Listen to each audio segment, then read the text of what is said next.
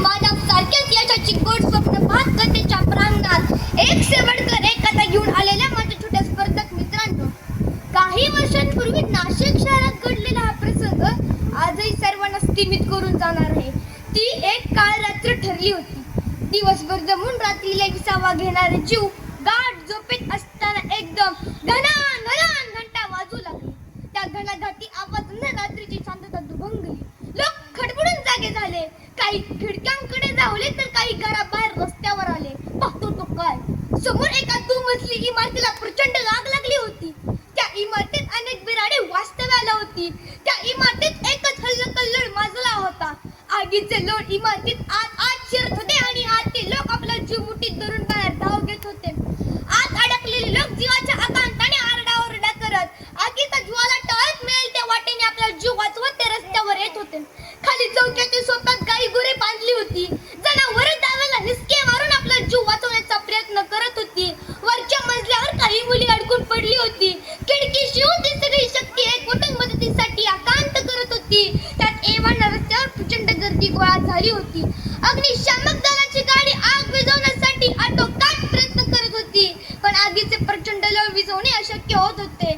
वरच्या मजल्यावर अडकलेली मुले आई आई म्हणून हाक मारत होती. लोकांचे हृदय करवतीनं कापल्यासारखी गायाळ होत होती. पण करणार काय? कोण जगणार त्या आगीत शिरायला? आगीत नव्हे, मृत्यूच्या जबड्यातच म्हणा ना. त्या मुलाची माता बाहेर धावत आली. त्या आपल्या पिल्लांच्या हाकेने वेडी झाली. पिल्लांच्या हाकेला तिच्या आगीत शिरायला धावणार. इतक्यात लोकांनी तिला अडवलं. एकाने तर तिचा हात घट्ट पकडून तिला मागेच खेचलं. ती रडत होती, ओरडत होती, एकटाक आपल्या पिल्लांकडे केविलवाणं बघत होती. वाचवा हो माझ्या पिल्लांना, वाचवा. ती उर बडवत लोकांना मिळवण्या करत होती. जनसमुदायाचे हृदय विदीर्ण होत होते, पण मृत्यूला गडवानी कवटाळण्याचं धैर्य करून त्या मुलांना वाचवायला कोणी तजेना. तेवढ्यात एक तरुण तिथे धावत आला. अग्निशामक दलाची घणाघण करणारी संकटसूचक घंटा त्यानं ऐकली होती. जो बाजूला सवरून तो त्या आग लागलेल्या इमारतीकडे धावत येत होता. प्राणी मात्रांवर दया करा. प्रसंगी आपले प्राण विचून देखील इतर प्राणी मात्रांचा जीव वाचवावा हे भूतदया शिकवणारा संस्कृतीचं बालकडीच तो प्याला होता. त्याने काचा कसला आणि तो त्या आगीत बाणासारखा शिरला. जनसमुदायाच्या डोळ्याचे पाते लवते न लवते तोच तो तरुण भरभर वरच्या मजल्यावर पोहोचला. आगीचे चटके, कोंदलेल्या धुराने गुदमरणारा श्वास त्याची पर्वा न करता तो त्या अडकलेल्या मुलांपाशी पोहोचला. बघांची गर्दी थक्क झाली. कोण बरे आपल्या स्वतःच्या प्राणांची आहुती देणारा वेडा तरुण? ती गर्दी परस्परांना विचारू लागली, अरे हा तर बापूराव गायधनी. कोणीतरी ओरडलं, जिना पेटलाय. कसा वाचवणार तो त्या मुलांना आता? दुसऱ्या मजल्याला आगीनं पूर्ण वेढले होते. जिना जळून खाली कोसळला होता. काय करावं? त्या तरुणाने एकेका गादीत एकेका मुलाला गुंडाळलं आणि खिडकी शिवून हाक दिली, मी या गादीत मुलांना गुंडाळलेलं आहे, जैरून नाही यांना. गर्दीला एकदम भान आलं. जनसमुदायाला त्या तरुणाचं अफार कौतुक वाटलं. त्यांनी वरून फेकलेल्या गादी त्यांनी अलगद झेलली. मुले वाचली. आई आनंदली. ती आपल्या पिल्लांना पोटाशी घेऊन पटापट त्यांचे पापे घेऊ लागली. तिला रडता रडताही आनंद झाला. पण त्या आत शिरलेल्या तरुणाचे काय?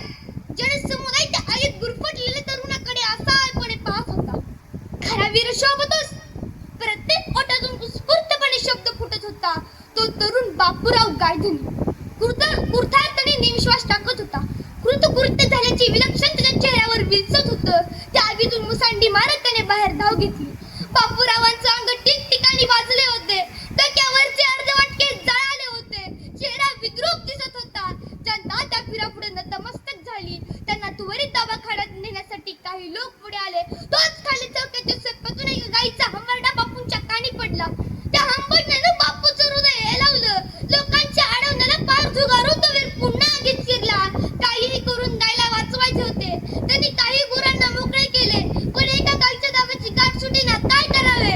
बापूरावांनी अंगातले उरले सुरले सगळी शक्ती एकवटत ते दावे आवेशात उडले.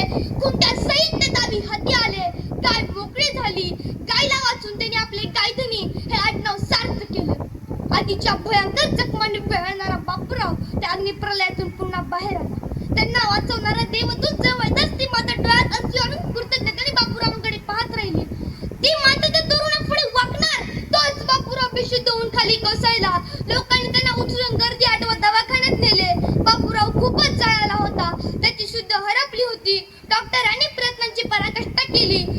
त्यांच्या भयंकर जखमाने भेळणाऱ्या बापूरावांना ते वाचू शकले नाहीत. इतरांचे प्राण वाचवण्यासाठी आपले प्राण बापूरावांनी वेचले आणि या कार्याने बापूराव अमर झाला आणि नश्वर जग सोडून दिला.